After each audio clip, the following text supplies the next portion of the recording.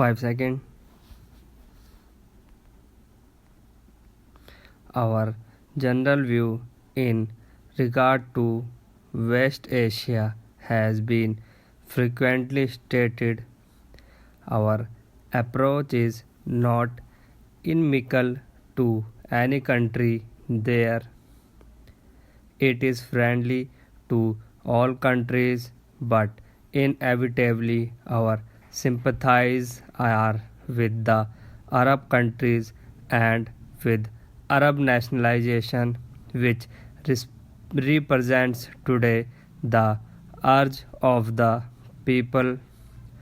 Also, according to our general policy as well as our views on the present situation in West Asia, we do not accept that foreign troops should be used in any territory in the area in the circumstances prevailing there.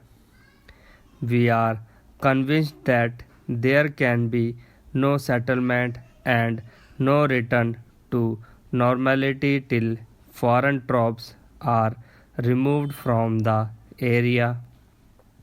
Sometimes it is stated that these countries should be treated like tender infants and be under the guardianship of bigger countries, but it is clear that they do not like this offer of guardianship and patronage, and in fact resent such suggestions.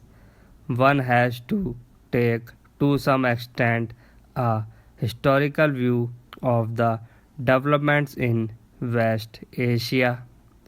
For hundreds of years, these countries in West Asia were under Turkish domination.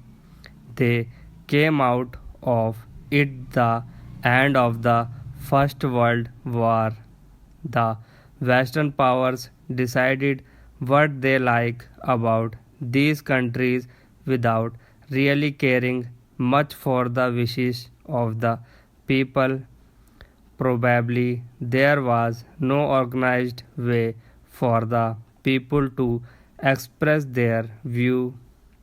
New nations were created, and the contacts of the Western powers were with the rulers of their own creation or chiefly with the landed gentry. There were few contacts with the people. The whole period between the two world wars was one when Arab nationalism was trying to push out these foreign domination and was gradually making some progress in that direction. Then came the war and the post war period when much has happened in the various countries of the Middle East. The major fact in Western Asia is the growth of urban nationalism in a very powerful resurgent way. Egypt took the lead in this matter, and under the wise leadership of President Nasir has played a very important part. Nasir in fact became the most prominent symbol of Arab nationalism. This fact, which was patent, was neither liked nor appreciated by many powers, and an attempt was made to split the Arab countries. In fact, Arab nationalism. This should not be allowed to happen in the interest of global peace.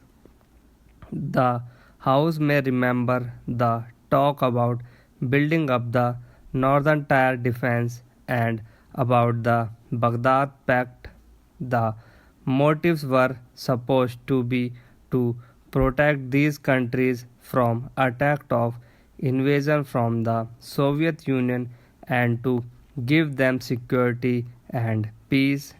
As a matter of fact, the result was quite the contrary. The troubles of these countries only increased because of such an approach. The Arab countries, at any rate, the governments were divided, some in the Baghdad Pact and some outside it. While the government carried on a cold war against each other, the people almost in every Arab country were powerfully affected by this side of Arab nationalism.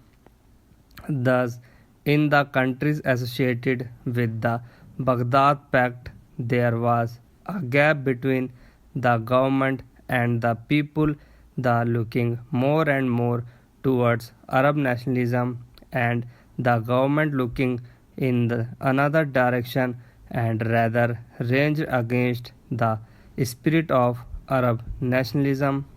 I believed it surprised even the people in Iraq and Egypt. The surprise was not essentially that it took place, but the speed with which it took place and the complete success which attended it. It showed how utterly divorced from public opinion the government of Iraq was.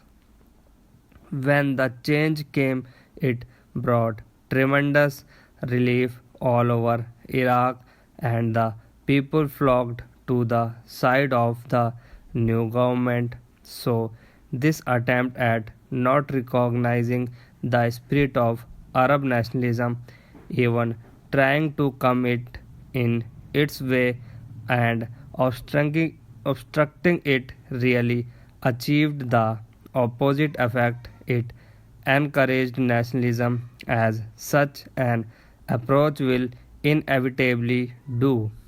This has resulted in the Arab nations coming nearer to one another and will no doubt bring about a great deal of cooperation between them. It was said that some kind of an Arab empire was being built up which was dangerous.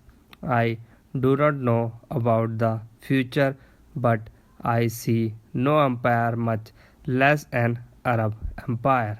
The theory of the vacuum is sometime advanced as if the removal of the influence of some great powers must necessarily be frailed in by some other powers.